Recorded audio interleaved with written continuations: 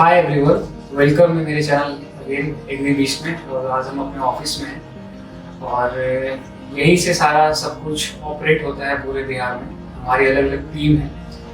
आज हम बात करेंगे कि अगर टेक्निकल फार्मर जो अप्रोच करना चाह रहे हैं, उनके पास ऐसा लैंड पड़ा हुआ है जो यूटिलाइज करना चाह रहे हैं और साल का सोच रहे हैं कि 4 से 5 लाख रुपए कम से कम एकड़ में आए और लॉन्ग लास्टिंग भी हो, उनका कोई काम डिस्टर्बेंस ना हो, तो वैसी फार्मिंग के लिए आप हमसे कंसल्ट कर सकते हैं। क्या क्या क्रॉप आप कर सकते हैं, उसमें क्या क्या फैसिलिटीज आपको मिल सकती है और किन किन चीज़ों को आपको बात को ध्यान रखना है जिससे आपको अपने फार्मिंग में किसी तरह का प्रॉब्लम ना हो। सपोज जो भी किसान इस तरह के इंटरेस्टेड हैं, टेक्निकल फार्मिंग चाहते हैं, सोर्स ऑफ इनकम दूसरे टाइप से आना सोच रहे हैं कि मेरा कोई जो भी मैं काम कर रहा हूँ उसमें कोई डिस्टर्बेंस ना हो, उसके साथ साथ भी मैं अपने फार्मिंग से इनकम दे सकूँ, तो आप बिल्कुल सही प्लेटफॉर्म पर हैं। ये एग्रीबिस्ट वन स्टेप सॉल्यूशन है जहाँ हर एक चीज आपको सिंगल विंडो पे मिल जाती है, जहाँ पर आपको कहीं किसी के पास जाने की जरूरत ही नहीं। एग्रीकल्चर में ईच एंड एवरीथिंग आपको drip irrigation, fertilizer, pesticide, mulch, consultancy, marketing, each and everything will be available एग्रीबिस्ट पे।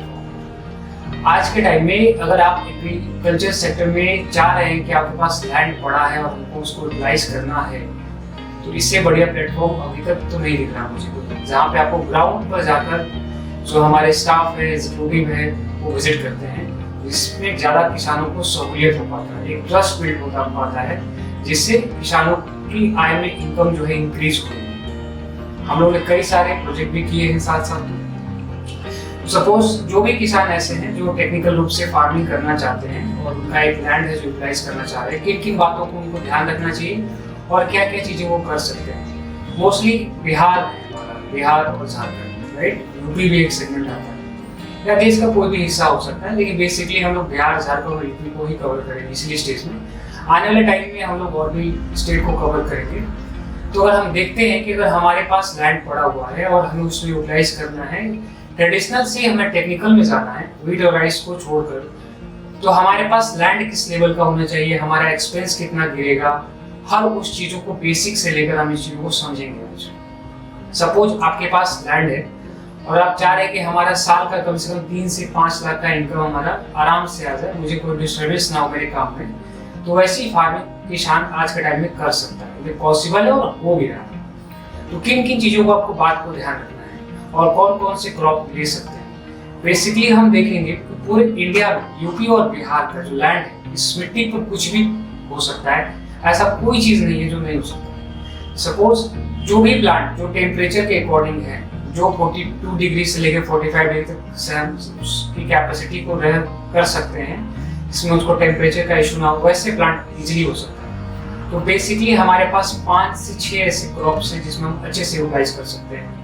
पहला आता है बनाना, दूसरा है पपीता, उसके बाद है सिट्रस स्वीट ऑरेंज, उसके बाद है ड्रैगन फ्रूट। ये ऐसे क्रॉप हैं जो आपको आराम से अच्छी से इनकम दे सकते हैं। जो भी किसान इस तरह के क्रॉप को करना चाहता है, उसमें क्या क्या फैसिलिटी उनको मिल सकती है और किस तरीके से करना है। तो सबसे पहले आपके पास लैंड होना चाहिए। लैंड वैसा हो जहाँ पर पानी आए तो निकल जाए, ऐसा लैंड ना हो जहाँ पर पानी आकर रुक जाए। सबसे पहले हम लोग उसको क्या करते हैं, सॉइल टेस्टिंग करते हैं, मिट्टी की पीएच लेवल को पता करते हैं टेस्टिंग से। उसके बाद पीएच के लेवल को पता होने के बाद हम लोग उस सॉइल का ट्रीटमेंट करते हैं अकॉर्डिंग टू क्रॉप। हम लोग क्रॉप लेने वाले क्या हैं, हम इस क्रॉप को 2 सेगमेंट में डिवाइड करेंगे, पपाया, केला को अलग और ड्रैगन फ्रूट और स्वीट ऑरेंज को अलग। पपाया और बनाना को इसलिए मैं अलग कर रहा हूँ क्योंकि ये ईयरली क्रॉप है और ईयरली क्रॉप से ईयरली इनकम आती है। और स्वीट ऑरेंज और ड्रैगन फ्रूट को मैं इसलिए अलग कर रहा हूँ क्योंकि आफ्टर 3 ईयर ही आप अच्छी इनकम इनसे ले पाएंगे। तो पपाया और केला के लिए सपोज हम 1 एकड़ का लैंड लेते हैं और 1 एकड़ के लिए सबसे इम्पोर्टेंट हो गया हमारा सॉइल टेस्ट। सॉइल टेस्ट होने के बाद कुछ काम किसानों को करना है, कुछ काम हमारी टीम करेगी। किसान को क्या क्या चीजें करनी है और क्या क्या चीजें एग्रीबिस्ट करेगी, ये सारी चीजें हम यहाँ क्लियर करेंगे। किसान को एक लैंड ऐसा देना है जहाँ पर पानी है तो निकल जाएगा। प्रॉपर फेंसिंग होनी चाहिए, फेंसिंग आप अपने अकॉर्डिंग कर सकते हैं। बोरवेल होना चाहिए और एक आपका स्टाफ होना चाहिए जो इंस्ट्रक्शन को सही से फॉलो करे। बस इन चीजों का प्रॉपर तरीके से अगर किसान, जो भी किसान कर सकता है, वही इस चीज से, टेक्निकल फार्मिंग से इनकम अच्छी ले सकता है। तो सपोज हमने लिया बनाना की क्रॉप हम ले रहे हैं, सॉइल टेस्टिंग किया हमने, सॉइल टेस्टिंग के बाद मिट्टी को हम ट्रीटमेंट करेंगे। ट्रीटमेंट से पहले भी या बाद में हम लोग ड्रिप इरिगेशन करेंगे। ड्रिप इरिगेशन में एक चीज मैं और इसमें क्लियर कर दूं कि हम लोग क्वालिटी से कोई कंप्रोमाइज नहीं करते। ड्रिप में हम लोग नेटाफेम इरिगेशन का यूज करते हैं। ड्रिप का एक लाइन में ऐड भी करते चल रहा हूँ आपको कि ड्रिप क्यों इम्पोर्टेंट है इरिगेशन के लिए।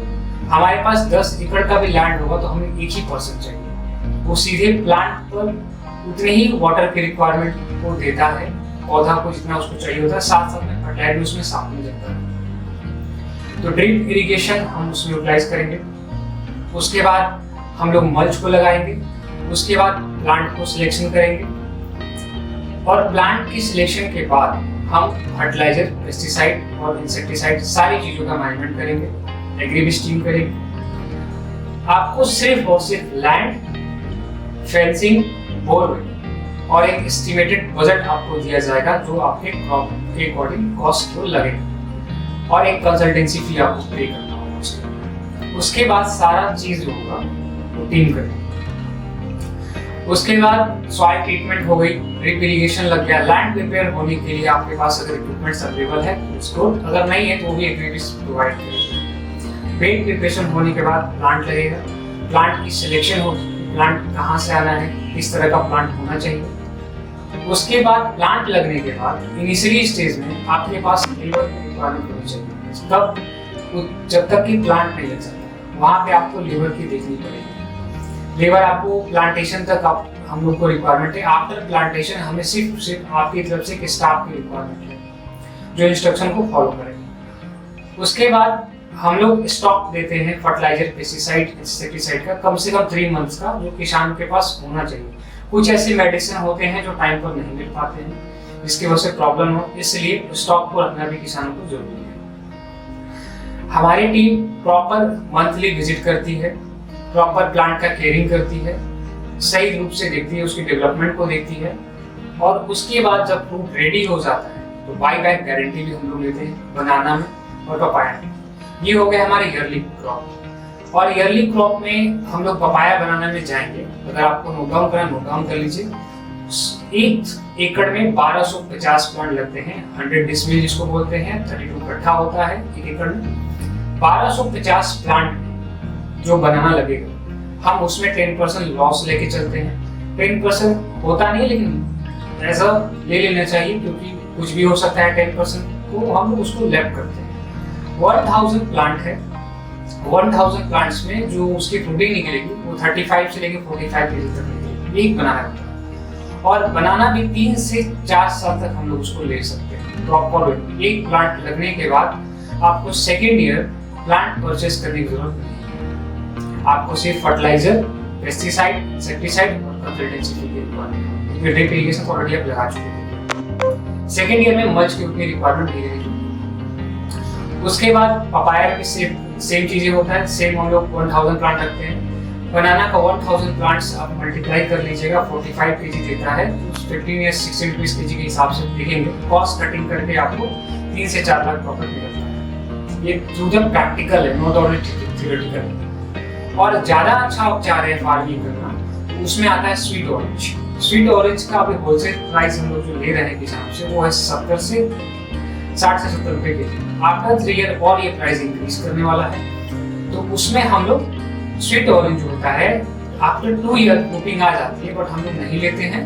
उसमें हम लोग 3 ईयर के बाद ही फ्रूटिंग लेना शुरू करते हैं। पर प्लांट हम लोग 4000 आराम से इनकम ले सकते हैं और 285 के समथिंग एकड़ में प्लांट स्वीट ऑरेंज का लगता है। ड्रैगन फ्रूट में जाएंगे तो ड्रैगन फ्रूट जस्ट 4000 में 4500 प्लस प्लांट लगता है एकड़ में। ये भी आपको 4 to 5 लाख रुपए इनकम देता है। तो जो भी किसानों को लगता है, जिनको लगता है कि इम्पॉसिबल है, उनके लिए हम लोगों ने पॉसिबल किया है। और वैसे किसान जो टेक्निकली रूप से चाह रहे हैं, ट्रेडिशनल चीजों को छोड़कर चाह रहे हैं कि साइड से मेरा इनकम हो, तो उसमें प्रॉपर वे में हम लोग फार्मिंग कराते हैं।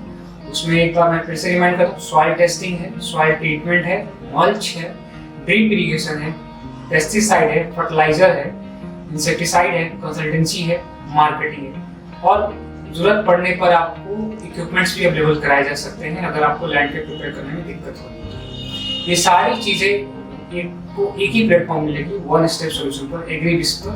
आप ज़्यादा से ज़्यादा जुड़ सकते हैं, क्वेश्चन पूछ सकते हैं, कोई भी क्वेरी आप हमसे पूछ सकते हैं। हमारा नंबर है 7209236257। इस पर आप कांटेक्ट कर सकते हैं, व्हाट्सएप कर सकते हैं और अपनी खेती को एक अच्छी दिशा दे सकते हैं। ट्रेडिशन से टेक्निकल डायरेक्शन में जा सकते हैं। और आज के टाइम में फार्मिंग ऐसा एक कॉन्सेप्ट है जो आप घर बैठे रहकर अपनी 4 से 5 लाख की इनकम ले सकते हैं फैमिली के साथ रह।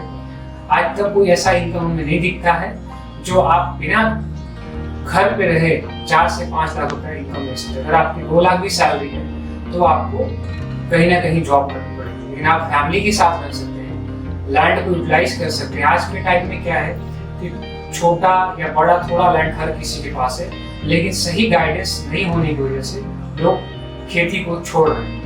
तो आप टेक्निकल रूप से एक मॉडर्न फार्मिंग में कन्वर्ट हो सकते हैं, एक एग्जाम्पल सेट कर सकते हैं और एक अच्छी इनकम ले सकते हैं। मिलते हैं नेक्स्ट वीडियो में, तब तक के लिए थैंक यू।